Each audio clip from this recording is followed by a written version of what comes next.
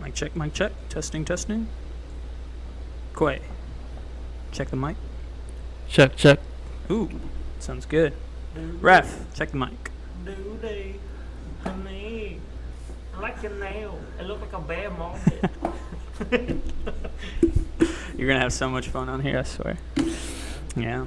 All right, here we go. Justin, count us down. My phone away, huh? Are you wearing a for Raven shirt? Do you have a backpack? No, I have the wallet. Backpack's too small. Dude, you really have India? I'm No. swear. I was I like, just watched too much TV. Right. I'm ready. 5, 4, 3, 2, 1. Welcome back, everybody. Welcome back to what was previously known as Johnny Reviews is the Slice of Life podcast. And ladies and gentlemen, this is an awesome place that I'm actually in right now. This is the Qreate Coffee Shop. And the two gentlemen that are in front of me, Quay, and Raphael. Gosh, let me get that last name again. Say it again. Loquellano. How is it? Loquellano. Loquellano. It does sound a little Hispanic, but it's not Hispanic. Well, guys, how are y'all doing? How are y'all doing? Good. Good. Gooder. Well, guys, the reason I wanted y'all to come on is because I love this coffee shop. I come here all the time, and a lot of people do, and they find it very interesting. They find it very unique, and people come here all the time, and they actually just love you guys. I just wanted to get a little bit of backstory of like how y'all wanted to get into this, why, and what inspired y'all to create this photography / coffee studio. So We'll start with Quay. essentially, this is my vision from a couple of years ago when I had just left my 9 to 5, and I was doing photography full time, and I was traveling for work. I used to hang out at a lot of coffee shops, so I started to kind of understand and get into coffee a little bit more, understand what some of the origins and pour overs and stuff like that was. Yeah. And so when I wasn't traveling, I was here in Orlando, and I really wanted to have a nice place to work at. I had an office downtown, and I was already kind of floating around different coffee shops doing work and stuff like that. So you guys? yeah, man, Yeah. mask up, bro, Yeah, or die. mask up. I'm not. Mask I up or agree. die. I agree.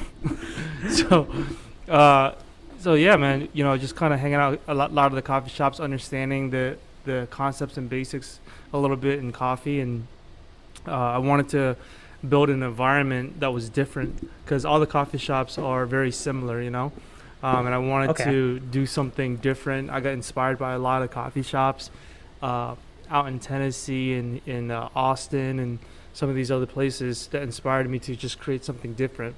So this essentially is a culmination of my passion for photography and coffee all together. Okay. So that's why you have a dope studio, and then you have a workstations for people to work out of, and then all the drinks are pretty creative.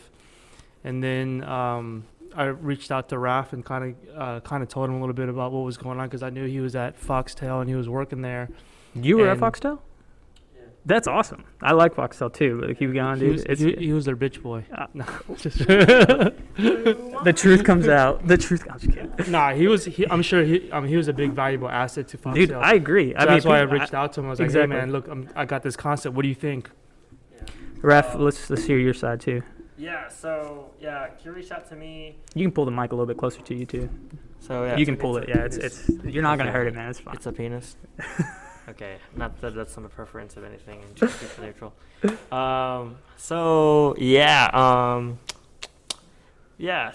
was working at Foxtail, and I grew with the company, and I was working at a pretty good spot. I worked at the corporate office. So y'all both did 9 to 5s, and y'all were just done. So I was married to my 9 to 5, man, and I didn't really do anything on my own outside of what was my directive. I was a person that got things done when they were, and so when he reached out to me with that concept, I really loved it because I had been doing photography on the side. Right, and I really enjoyed it. But me being married to my job, working in operations, I dabbled into training, I dabbled into e-commerce and just everything to make sure that the company would run smooth, and so once you're in your 9 to 5 zone, it's hard for you to get out of it. I totally agree with you there. I yeah. mean, that's a blessing that both of y'all did get out of the 9 to 5, especially just running y'all's own business Yeah. on top of another business. And that's what's so unique about this place is that I've seen like a lot of people come through here, even like my friends from Sweet Cambodia. They just come and they y'all just help them set up and stuff. And I was like, this is a very unique concept. I like this photography / coffee because it's like a place to hang out, and also you have this experience if you want it. So. Yeah. Y'all were both photographers from where were you at before, like Florida? Like where did it all start for you for photography? Started here in Orlando. Went to school at Florida State. Okay. I was even in high school. I was dabbling in like TV production, photo. Okay. I was shooting with my dad's film cameras and stuff like that. So Dope. it was just kind of. I mean, plus I'm fucking Asian, so it's in my damn blood, bro. No. I wasn't gonna say it. As long as y'all said it, I'll be fine with that. So, yeah, and then after I graduated, I didn't really get started till about roughly in 2008. Okay. And it was with the birth of my first child. I went and bought awesome. a camera, and from there, I was a very typical dad photographer, and then it didn't really take off for me till roughly around. I took a trip to Hong Kong, and when I was there, I had all my gear, and it was just kind of like dawned on me like, yo, this is like really fun. I really enjoy doing this, not just for capturing moments of my kids and our family on vacations, but like I really enjoy it. Mm-hmm. So I started focusing a little bit more on landscape and really tuning up my editing. I was already doing a lot of design work and graphic work. Back in the day, I have a minor in design. So, but other than that, around I'll say 2014, 2015 is when I really started to take it serious. Yeah. So, and then kind of took off for me. Yep. And then I decided to quit and leave everything around 2017. That's when when did you open Qreate? I opened Qreate in 2019. Okay. But this is new. This is fresh. Yeah, it's pretty fresh. But my foundation and my thoughts and everything for it was in 2017 when I first kind of reached out to an architect to drop some plans to kind of start looking for a space. Was 2017. Gotcha. And what was your 9 to 5? If you don't mind me asking. I did a lot of stuff, but my last position I was a marketing director. Okay. So I was a marketing director my title per se was director of marketing and operations. So I had I controlled the IT side of things, and the marketing, lead generation, and the operations side. So it was for a healthcare staffing company. Yeah, that's a lot. Yeah, it's a lot. Man, 100%.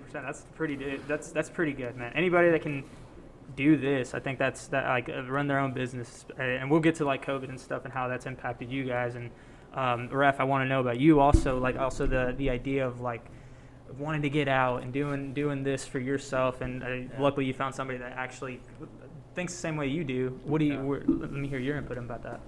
I mean, like when he reached out to me about this stuff, I didn't know how far he was in the planning process. I remember when it was he's just telling you, and then you're just kind of like going with it. Yeah, because I was still working, and then heck, when opening this literally was like the biggest kind of like coin flip ever. Right. Because he didn't expect me to leave my whole life behind, my 9 to 5. Yeah. To switch over here, and I kind of just pulled the trigger. I was like, do you want to be a bitch for the rest of your life? Yeah. Or you want to be a man and grow up? That's what everybody would end up saying. It's like, yeah. It's like, you dude, just get out of this. You want to keep working for the man? Yeah. I mean, I did enjoy my 9 to 5. What was your 9 to 5, if you don't mind me asking? I was an e-commerce operations manager. Okay. But I build private label brands so like Fox still has brands that sold worldwide. That is a lot. Names. Yeah. Yeah. And it's a lot of projects that I can't even really discuss much into. Okay. I just know I helped them spend their money, and my job was to make sure that we were holding accountable to all the things that we did.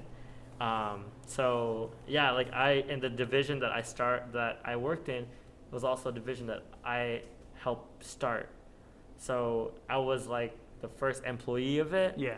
And then it kind of just got delegated to temps, and by the time I left, I had an intern Right. and a project manager, and all these temporary workers that worked for our super special little research Little team. that you had. Yeah, so yeah, man. I mean, me leaving gave room to the people in my team that I felt like deserved it, and so you know. That's you kind of left on a good send off, and I Yeah. think that's what you wanted to do, even though Yeah. like you're like, I'm gonna start something new. Yeah, I mean, yeah. At the end of the day, I talked to all my bosses, and you know, they weren't expecting it, but they were okay with it. dude, You know, and that's all you know, can do, really. Yeah, just being adult about it, and I really enjoy like the brand that we've built here, the Right. team that we've had, just based on like an honor system of like be the best conduit to your community. You know? So I asked him too, like, what inspired you to be a photographer and wanted to like, was it your background also? you know what? Are you really half Indian, like you say you are? Yeah, I'm actually half alien. I come we all? from Venus, but Yeah, I I wish I immigrated could- from Uranus. No, he's really from Uranus. Yeah, I have a Uranus God. ID. Yeah. No, dude, to be honest, I got into photography. To be honest with you, man, I didn't how even do you- know He how. wanted to take better dick pics. Oh my gosh, yeah. That's it. I wanted to take more toe photos of myself. Because that's so And in my right friends. now. Everybody just is clamoring for that. Yeah. No, dude, I mean, dude, I was into like doing sports and all these other like Yeah. things, but what I don't know, I just fell into the photography scene by accident, just meeting new people, and Right. a lot of the friends that I had were like cinematographers and creators, and Okay. they were always like, "Hey man, you have a good eye for this and that," and I'm just like, me as an artist in denial, like I was very big into fashion and design, so like Makes sense. that's Okay. what I was going to school for. Gotcha. To be a merchandiser and to really get into high-end fashion. So, asking for, I guess, like people out there, because I'm gonna ask you also when he comes back, but the idea of wanting to be a actual photographer, yeah. what is the first thing that you actually like looked for? Do you have to be really good at specific like something? Like You just have to stop talking and just do. Okay. Like- So did you have a certain one that you started with, or you were just like, I'm taking pictures of everything, and this is how I know I'm really good? Well, my background in design and fashion really helped solidify my style. Yeah. When a lot of people say I'm a photographer, I'm kind of just like, that's great. And then I just literally just like don't ask and don't tell. Like I'm just like, that's cool. Like literally yesterday I went to a rock climbing gym and people were asking me. I saw that on your Yeah. Instagram. Yeah, they're like, what do you do? I'm like, I make coffee. Like I don't like this. They're like, and then my friend Emily's like, he's also like a cinematographer and a photographer and a videographer. I'm like, stop. Like, you know, I'm like one of those people. I'm like, because a lot of people would want to end up asking for a mentorship. But dude, and and that's the thing. I've seen your work, and that's the Yeah. one thing. And you have like whenever I came in with my friend, and you kind of Yeah. told us like places to go and stuff. I think you have a gift, and I think that's Yeah. like one thing that can kind of go into like other aspects also. Like You just have to care enough about people in a way. right. Like for me, I will tell you about my talents and where I've been, the benchmarks that I've walked after I see a little bit of your character. Okay. Because like time is literally more important and more valuable than money. Ooh. Okay. Because it's so it's so limited to us that I want to make sure I'm investing my time well with people that I feel like are worth that investment. Dude, that makes sense. You know, and that's Yeah. why for me, like I'm not fit for everybody's frequency. I'm not like I'll literally like, I'll be upfront like sometimes. Close it towards you. Yeah, But like you some- can pull it. It's fine. Yeah. Like sometimes I'm like, when people say like, oh, I'm this and that, I'm like, that's great.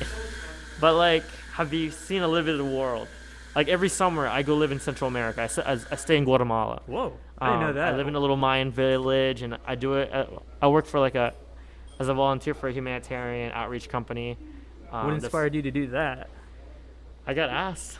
And you just went. Yeah, literally, like my whole life motto is just stop thinking and just start doing. Okay. You know, and that's why like if people start to become a baggage in my life, I just let go, but I honor the time that they spent with me, and I just move on. Because like life is a coming of age story, and you kind of I'm like a raft in a big ocean, and I'm just riding the wave. Like that's literally my whole mindset in life. Dude, everyone has a different perspective, right? This is Yeah. why I ask you, and this is like you also being a business owner. I guess Right. you work with them. You do your own. Yeah. You're an entrepreneur. And Yeah. the reason I do this is just because I find inspiring people that I'm like, dude, Right. I think they did something correct. I just like Yeah. for me want to share that for other people. Yeah. If you think someone has like for you, what do you think that is? What do you think is that gift that you feel like people need? You just have to meet people where they're at. Define that. Have humility to meet people where they're at. Okay. Meaning like stop trying to sell people somebody or something that you're truly not, and know what you're good at and be that to people, you know. Yeah. Like for me, I'm a photographer, I'm all these things, but at the end of the day I'd rather just be Raph, your friend, you know. 100%. No strings attached, none of that. And if anything escalates to like whether a professional relationship or something else, I want that to stem naturally. Right. And that's, you know, I get a lot of that from like, I love watching films and storytelling, you know. How can you tell stories, and how can you be a part of that? How can you be the protagonist in your own journey? And that's literally like, I get so philosophical. I used to be really big into psych. Right. And so that's what helped me a lot with understanding people, how I am, my demeanor is like, I'm so impatient, but I choose to be patient. You know, like No, I totally understand, man. Yeah. And let's just because that right there, especially when it comes to being an entrepreneur, I think like there's a lot of things that stem the same way. Like I feel like those maybe discipline, maybe time discipline, and trying to figure out how do I spend more time on this because I know I'm good at it. And then once you found that like thing that you're really good at, just keep doing it. Just keep surrounding yourself with people that want to do the same thing. Right. Let me ask you, was it hard for you, like kind of like with your upbringing and stuff like that, like trying to be where you are now? Oh yeah. Everything that I did, I come from a family of a very conservative and successful, like white collar workers. So they work in medical.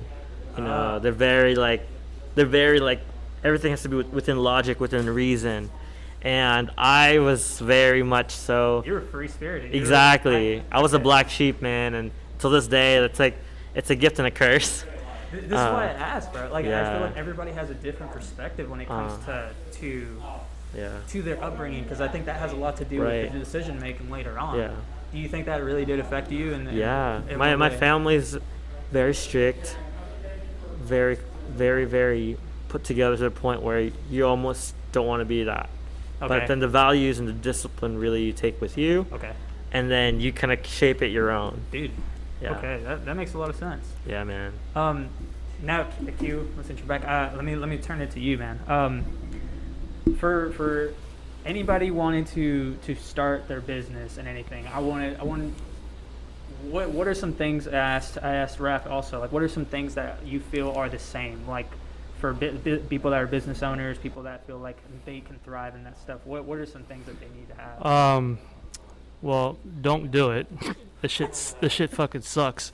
That's coming from him. You think you're gonna have it easy, but you don't, man. Like you work twice as hard. You put in twice as many hours, because it's like your actual product. I can see the gray hairs. I understand. Dude, I literally within the last 2 years, nobody's gonna work as hard as you are for your own product. Okay. And so it's a lot harder. So if there's any advice I tell people is, I always go by the 5 Ps. The 5 Ps are fucking. Hey, you had a long day, man. You're Peter Piper. Yes, Peter Piper picked the peppers. Proper planning prevents poor performance. Where'd you learn that? Was it like School. Yeah. And what I mean by that is literally like, you have to be prepared and plan. Don't just quit your job and say, "Oh shit, tomorrow I'm gonna go ahead and start my own business. I'm gonna do this." Right. But what the hell are you gonna do? What's your marketing plan? What's your business plan? Right. How much money have you saved up for the next 6 months to a year? So you can you can spend more time on that. Right. So Okay. like, what are you doing? What are you preparing to get you going? You know, and for me, I have a wife and kids, and And I Oof. can't just like, oh, okay, hey mom, knock knock knock. I have 2 kids. We're all gonna move back home. Yeah. That can't happen. So you have to properly prepare, so for whenever you leave your 9 to 5 or whenever you want to start your own business. Right. And I do like a lot of research too. Naturally, I'm an entrepreneur by heart, so I did a lot of research into like the area. What area do I want to be in? Is this concept going to work? Will this business thrive? Will just selling coffee work? What else do I have to do? Do I have to sell merch? Do I have to be, like how many other coffee shops are within, a 3 to 5 mile radius? Competition. Right. So there's a lot of stuff that you have to do. It's not just, hey, I'm just going to go ahead and open my own business and do this thing. Right. And I asked him also, how was your upbringing? Like, do you feel like that has played a role in the way that you kind of like think now? Oh, 100%, man. Like In what way? so I would tell you I'm a first generation immigrant. Okay. So my dad, when he was here, like we literally grew up with nothing. Like when we moved here, we lived in a hotel, actually in a motel, like raggedy ass shit, That's the worst. for months until we moved in with my uncle. So we lived with my uncle, and he was like a family of 5 with my aunt and uncle. So basically a family of 7 people in a 3-bedroom house. Oof. And one thing I always remembered, and the reason why I work so hard, is because I see my dad and what he's done. He's probably had like 20 failed businesses, but that one business that he really succeeded at, that helped him and carried him all the way through for the majority of his life. Right. I mean, he was able to buy a house cash. He was able to buy a couple of cars, and then he was able to cash out when he was in his 60s and retire. So he's been retired for like the last 10, 15 That's years awesome. off of what he's worked on, and me personally, I never asked him for money, and I always worked for it. So I've been working since I was essentially 13 years old. Typical, at my Chinese restaurant, slinging egg rolls and fried rice. But that business is always booming. I hear. So growing up and watching my dad go through that hustle, watching him go through, he literally rode his bicycle, from like at least 20, 40 miles round trip, a fucking bicycle to and from work. He would leave before sun even rises, and he would get back home, at nighttime, and then he would literally sleep for 5-6 hours and do it again. Nonstop. So, just kind of seeing that grind and that hustle kind of really, really motivated me, because we literally came from nothing. That makes a lot of sense, dude. I feel like anybody with an immigrant background, I feel like would end up being more, they would be more persistent in actually thriving in this world and economy. And I wanted to actually ask you guys, especially like here and how everything is different here. And what I mean is with this whole COVID, how has that impacted your business, and how, like, has it been good? Has it been bad? Like, we all know the drawbacks everywhere in Disney. Like, I mean, I work at Disney, so I personally know. It's kind of hard because we kind of opened up for about 5-6 months, and then next year, the pandemic hit. Yeah. And so what happened was we were open in September of 2019. Then the pandemic hit around February and March, April were so bad. I basically laid them all off. March, I still remember the date. It was like March 27th when I laid everybody off. Right. And essentially, I was just kind of running this by myself for about roughly around 2 months, and then I started to bring them back slowly. I bought Ralph back first. Yeah. Because I felt bad for him. You felt bad. It's just deep down. Hiking every week. We went to North Carolina. We also did some hiking. It was fun. But can you go, Ben? I've lost my train of thought. Oh, so in regards to business, it's very, very inconsistent. It's really hard to plan. You don't know when you need to have 2 baristas, 3 baristas. You just don't know how to plan. Exactly. And then like you can't really cut people, because if you cut them and you send them home, next thing you know, there's a huge rush that comes in. Yeah, so you just kind of eat that pay a little bit, but it's hard to say whether it's hurt us. Of course, it's hurt us. It's hurt everybody. 100%. But I don't know how good we would be doing if if we didn't, have this pandemic? Right, Would we doing better than what we were before, or I mean, maybe this pandemic helped us because we were one of the we never closed, so maybe this pandemic helped us because we were the only thing open. So I don't know, man. It's really hard to say. I agree. I just wanted to get your perspective on it. Raph, do you want to add something, especially when it comes to like people? I feel like what was the change in that? I feel like I feel like it'd be different, honestly. Don't hate me. No one But does hate you. I'm against TikTok. You're against who? Everybody likes TikTok now, and Oh, you don't like TikTok? no, man, I think it's a Oh, waste my of time. Lord. I think people. I'm just kidding. Not really. Just kidding, but not really. He's so far left and so far right. I don't know where he's at. I'm Why left don't and you right. tell us, Raph? Where are you at? I was out in the woods, hiking and drinking No, beer. That's literally. Literally. That's not left or right. That's up. That's up. Yeah, I was in North Carolina, man. I was in Georgia. Literally I up. was freaking living the life. Just kidding. No. COVID. I feel like ups and downs. The downs obviously is like it's like the unknowing, not knowing where you're at. Yeah.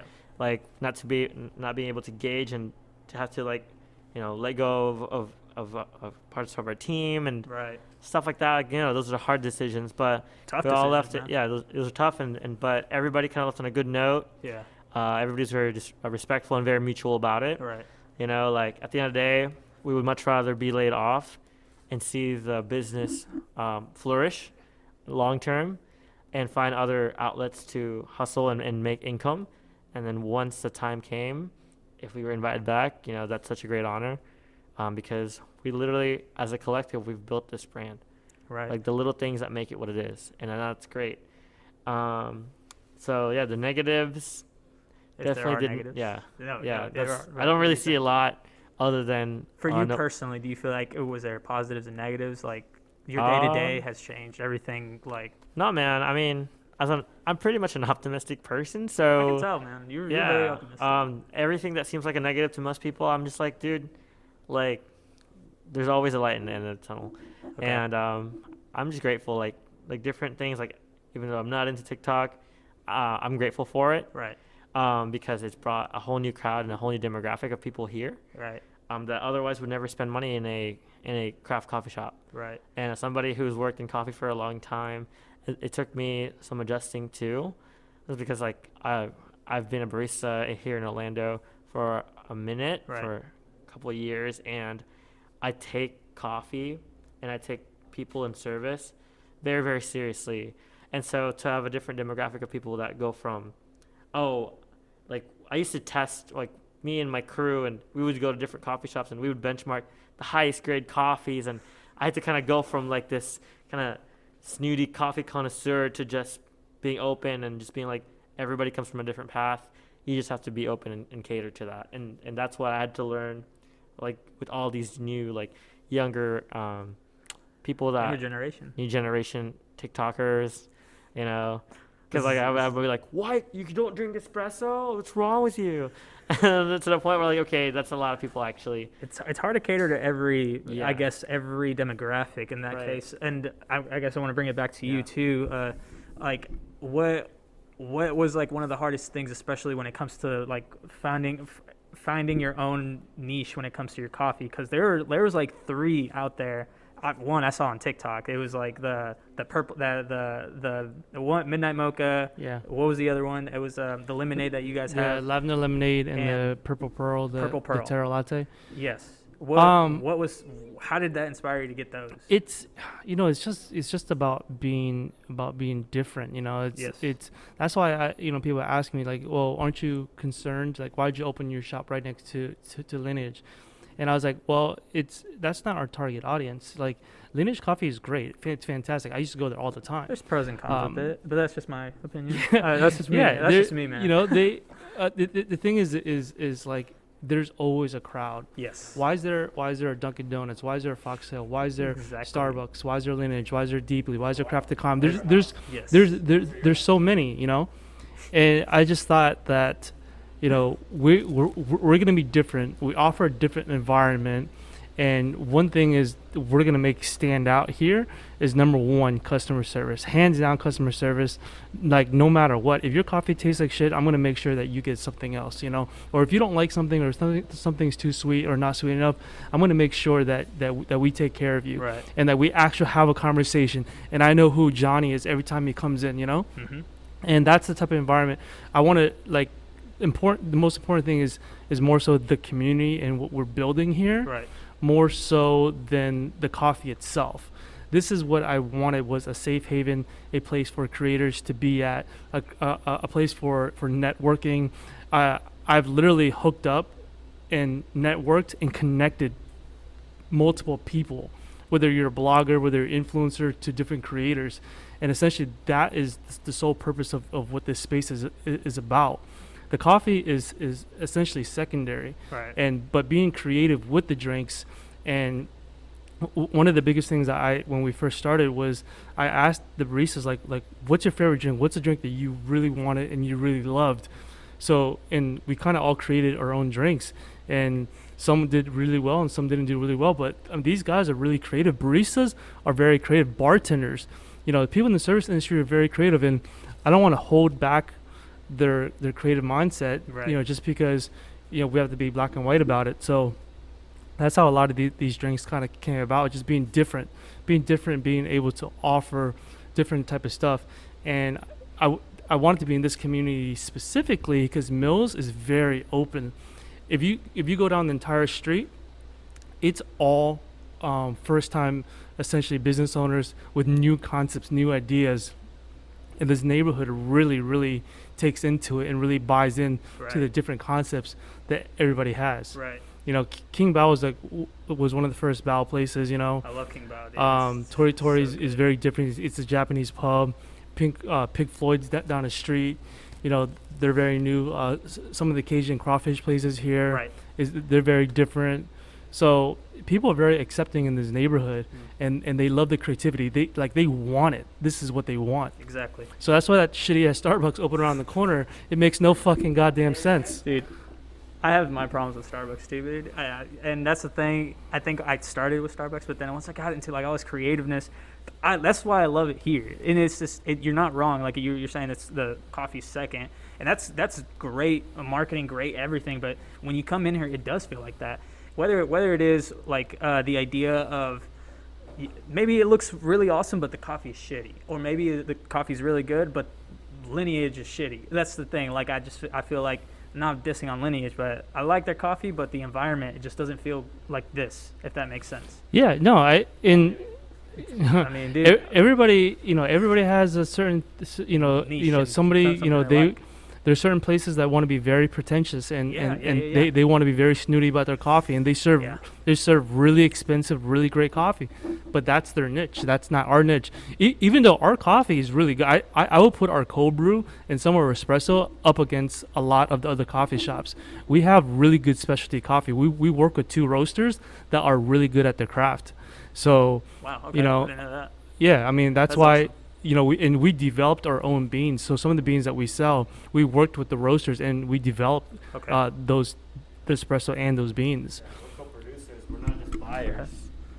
Yeah. So like everything you have here, everything that you consume, is literally like co-produced, or we're like the architects in it. It's not just things that you consume and you think, oh, like something was just made just to be made. Right. Like there's a lot in thought and intent and literally Creativity the that came into process and every drink you have. Like, and there we literally make different renditions of drinks, and when we feel like something is lacking in a drink, we adjust it. You know, just like how time transcends and things change, seasons change. Right. Same thing with our drinks. That's why we offer different menu items every season. We dedicate a whole new menu for people to enjoy. We don't want to create an environmental coffee shop that sits on complacency. We want to be innovators. Dude, that makes sense. We're creatives with a Q. Yeah, and just like even what you said, Q, it's awesome. Also, just also networking with a lot of people that you know around the area, just because that is what gets people involved. Especially, dude, I've seen a lot of photographers come through here, videographers. It doesn't matter. Like, it's just like this is their space of work. Like, Yeah. this is where they come and actually come together. So kind of going back to your question, how has it affected us? This pandemic has affected us. Yeah. It's kind of hurt us in our open events because we used to have a lot of really great events for creators. We used to have a free monthly networking event. That's awesome. that we haven't had in a long time. We used to have photo meets and we used to have Sony used to sponsor our weekends where we used to have just Sony gear where people can come and test out. So in that perspective, in regards to just meeting up and having events, that's essentially hurt us. But the coffee is, it is really helped us and carried us throughout this pandemic. Since this is the business model of this was to have a lot of events and have coffee was the other side of it. Right. Let me speculate here. I want you guys to speculate. And Raph, we can start with you. Where do you think that it's gonna end up happening in the near future, like when it comes to like y'all's business and stuff like that? Well, we're all gonna have Lamborghinis, and then we're gonna see Travis Scott hire songs. me right now. That's all I want. Yeah, what are your credentials? Fit that Lambo in that studio right there. Let's do it for Well, we want to have like a creative powerhouse, both in the coffee program and the creative program, and we see this to be a place where like creatives can be subcontracted for work if their dedication really shows promise, because a lot of people. What do you look for in that sense when it comes to that? Just people who just do it, man. Okay. Like people say a lot of things and then they don't ever execute. Yeah. Or it's just kind of tiring. You know what I mean? It's exhausting because everybody puts a label, but then when it comes to delivery, where is that? Or they perfect it, and that just prolongs their. It's lacking. That whole thing. Yes. Like, I feel like people just need to say what they are and then dedicate it. Dedicate to whatever that is that they say, and everybody goes through ruts and everybody goes through like things, but literally, like, I know there's a bunch of photographers here in Orlando. A lot. A lot. But you can literally count the numbers of the ones that you can really truly count on. True. And so that number goes down, and then it even tunnels down to what they specialize in. Right. E-commerce, auto, fashion. And then you have the ones that are photographers, yes, but they lack a direction or a specification that really makes it hard for you to decide if you want to hire them for anything. Yeah, because you're like, it's just like, say for a big client, like say, I don't know, Walmart wants to hire you. Yes. Well, if all they ever see is you and your skating photos, like what makes you think they'll be enticed to hire you for a higher end project? There's no cohesiveness. You have to find a cohesiveness in the brand and just really like drive through it. And that's where we find like it's important to have that kind of direction. Okay. Because like when people ask me for gigs or like, hey, we're looking for a photographer, we're having a wedding, I would tell them I hate doing weddings, but if you do hire me, this is my cost. And this is the caliber of what it looked like. I will not belittle. You're being honest with them at that point. Yes. I am very like thorough. Yes. Like I feel like my time when people ask me for discounts, I don't even take the job. I literally go, I'm sorry, go find somebody else. At that point. Yeah, like my equipment, like all this stuff, our whole studio, this place was not because somebody got us off a discount. Right. No, like we put our sense. hours in, we've sacrificed so much of our lives, and we've stepped into like this like mindset of unknown and just trust, and that's what I look for in quality and creators. Right. It's like, are you willing to jump to get to the other end and not have to think about how to get there, but just believe in it? Right. And failure is not the end all be all. You know what I mean? I love that you brought that up, especially when it comes to failure. When it comes to a lot of people failing and stuff like that. As a photographer, I'll get to Quay when he comes back. But as a photographer, what is considered failing? Like in that sense, is it the same as anything else in any perspective? If you feel like nobody cares about your work, right? Find ways to improve. Maybe it's the maybe crowd it is you. Maybe it is you. Yeah. Maybe it's the crowd that you connect with. You do become the 5 closest people you hang around with. So if you're hanging out with a bunch of freaking losers, you're gonna be feeling like a loser yourself. Right. So, and for me, I was pretty fortunate at a young age to be working with high level executive entrepreneurs. Yes. Like when I was 21, I was not hanging out with 21-year-olds. I was hanging out with 30, 40-year-olds that have worked on Wall Street, that have worked literally, that have became millionaires at 18, 19. Yeah. And so from that, I couldn't even connect with people that didn't have that kind of mindset of, I want to win. That makes sense. And I had somebody else on the podcast also talking about that, about the idea of like, you are the 5 people that you hang out with. Right. And y'all find ways to thrive, especially here. Yeah. What is it like, especially dealing with so many photographers, Our group is very small. I agree. Is very, very I've seen small. it. I've seen y'all's group too. They are awesome. Yeah. Especially when it comes to this, what is there a specific niche that I have? Because if it's that small, would that mean that it's like a specific one? We just want a range of the best people, best producers. Okay. You know, that know that when a timeline says it ends on midnight at this day, yes, they're able to deliver. Right. And is above reproach in everything. Okay. You know, when I say, hey, we're gonna be in New York October 30th, everybody has to be there. Okay. Create the itinerary. Like don't look at things like, oh, I don't want to spend $20 on this. Like, no, look at expenses. It's an investment, as investments, I guess. Yes. You at know? That point. Like for me, like I've been invited to go have dinner at the Citrus Club, and all these I go to Orlando City soccer games in the VIP section. Hell, I don't even watch fucking soccer. But I am there because there's purpose, yes, and intent, and where I need to be. And when I go there, it's hilarious, man. Like people, I have some of my clients. I do a lot of real estate. Yeah. And it's like luxury, like higher end real estate. And I don't even talk about that. Hey, people don't even know I do that. Now they will. I do. I've photographed every high rise in downtown. That's awesome, dude. Yeah. So when people say, "Oh, I live in downtown," I'm like, "Oh, which building?" Because then I can reel back the time when I had to set up and do photographs and work with the builders. I work with a lot of interior design firms. Like, yeah. I've created my niche to be that. Okay. And I'm super fortunate, man. Like at the end of the day, I just have so much gratitude and thankfulness that people have given me these opportunities. But yeah, for a team, dude, people are just dedicated. People that are not afraid to fail.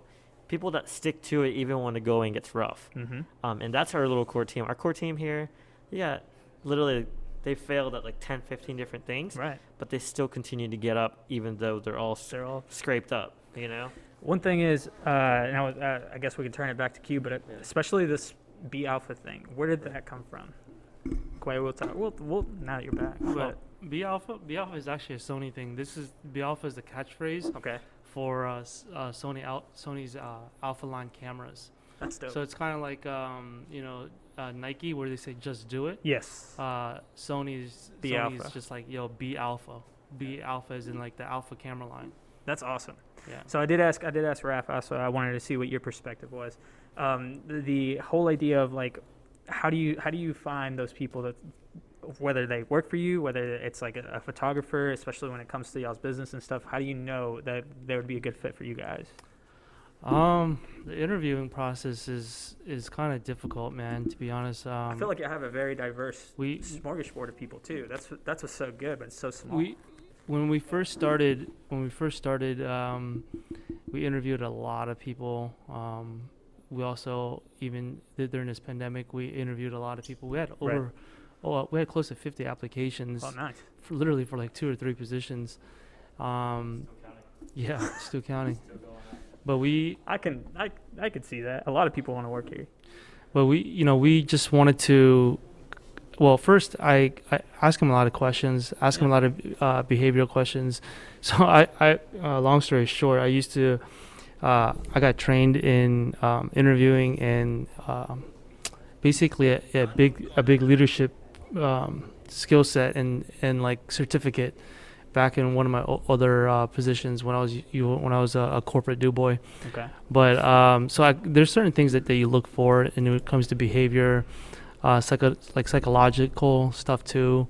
So it's the person has to mentally be a good fit, as well as what they would do under certain situations. So I ask a lot of questions, and just to see if they would make the right decisions on what they would do. To train somebody in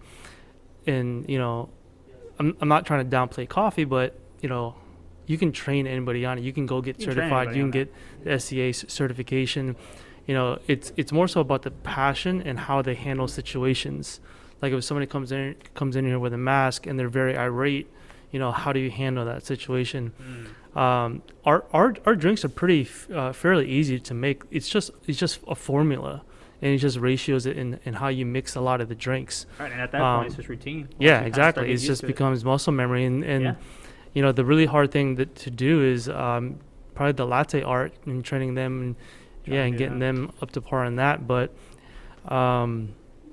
you know, and then having them understand, you know, coffee and where coffee beans come from and stuff like that. That's secondary. That's awesome. You're right about the like coffee being secondary, especially when it comes to.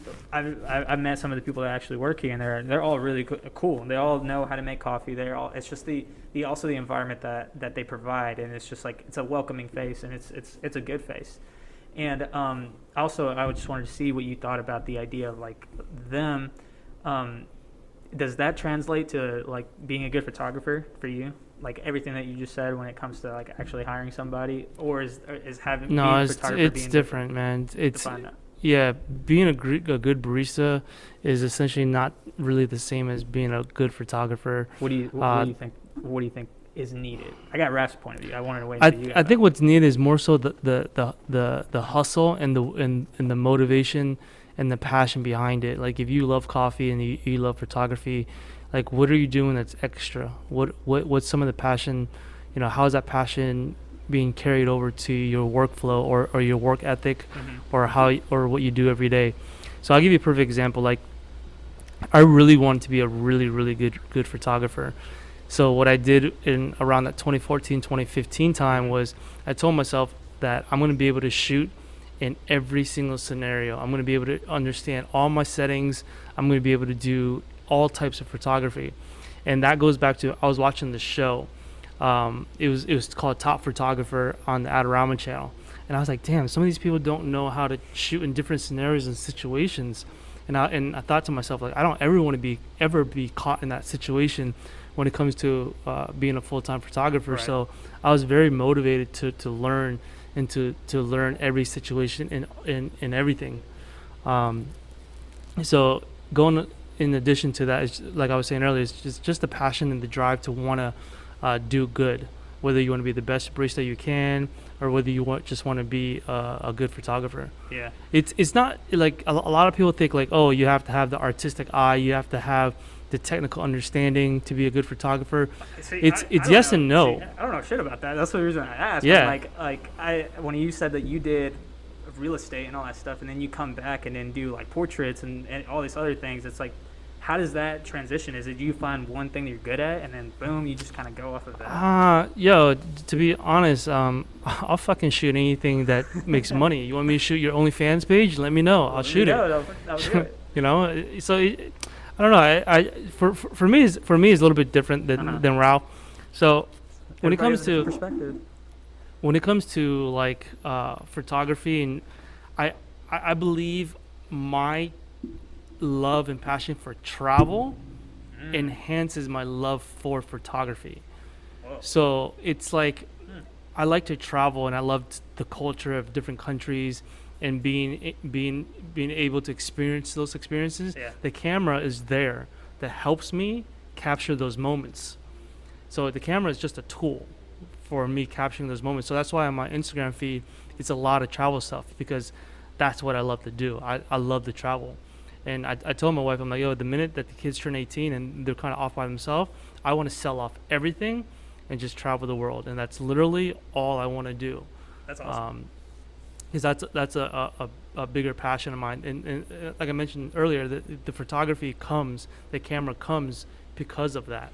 So now I shoot a lot of things. I would say like what I do really well is I would say myself more of a product and commercial and lifestyle photographer, and landscape photographer is what I would say is my stronger suits. Oh, your stronger suit. Okay. My stronger suits for what I shoot. And then the headshots, the portraits, and some of the other stuff, they come later. I can still shoot it, but am I going to be as good in posing people as, let's say, somebody that does it full time as a living? Yeah. Absolutely not. But I think I still do a fairly good job at it. Yeah. That's awesome. Like, because you still have that vision, you still have that artistic skill. And that, do you think that everybody has that? No, because they're That's This is the reason I ask, especially because anybody that looks at what you're doing sees it as a successful, and people that, especially what Raph said, is like the idea of like failing. it does. Are you good at it? It doesn't click. It doesn't click for some people. Like some people can be super visual. They see the vision, but they don't know how to work the damn camera. And some people are opposite. Some people are so damn technical that they don't really see the artistic vision, you know? So it's very different. And here's where I'm going to get to, especially because we have like 10 minutes left. What I want to actually ask, especially in this age, time and age, do you think knowing how to work a camera is prominent, like for anything, especially like you're running a business? Do you think that's ideal to have?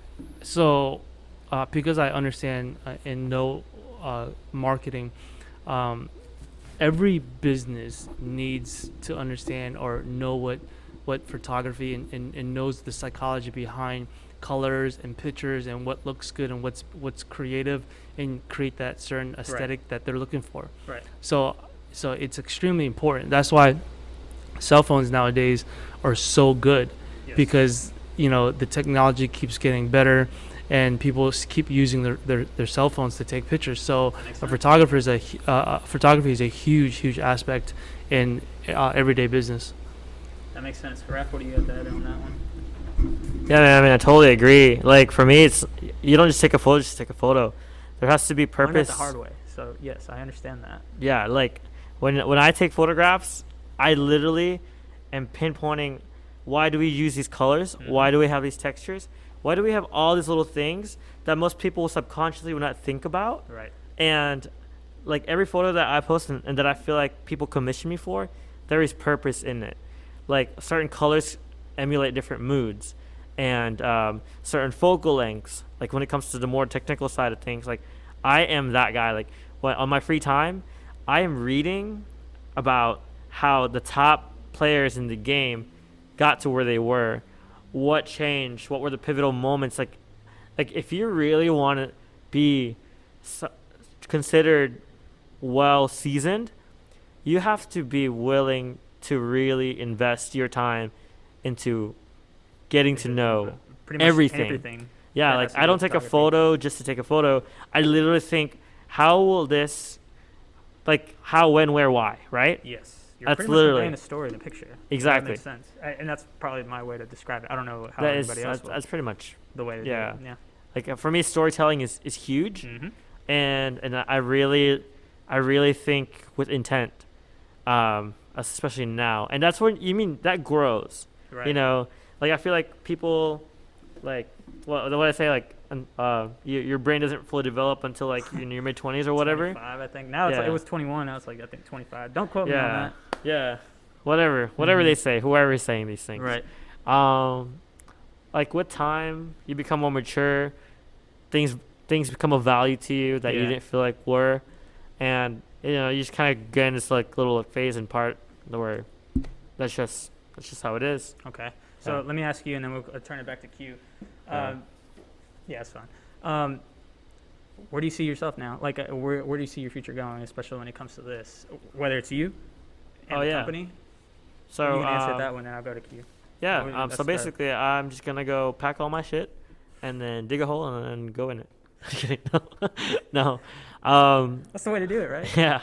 Yeah. The grand exit. The grand exit. Right now, I'm dabbling into cinematography and indie filmmaking, and I really love it. Storytelling is huge, especially when it's a moving picture. Video is the future, man. Like, literally, video production, all that stuff. Photography will never die, but video is a whole new animal that has been around, but I feel like that's what we're gonna, as a whole crew, we're gonna like dabble on that, and we're gonna build this brand up. Like, our team is just only gonna get bigger and better. We're just gonna innovate and create new drinks, and we want the whole city to know that we're here for their best interest. 100%. We're here to be the community coffee shop that never felt like how some feel lacking and welcome. Yeah. We want to be the advocate for that.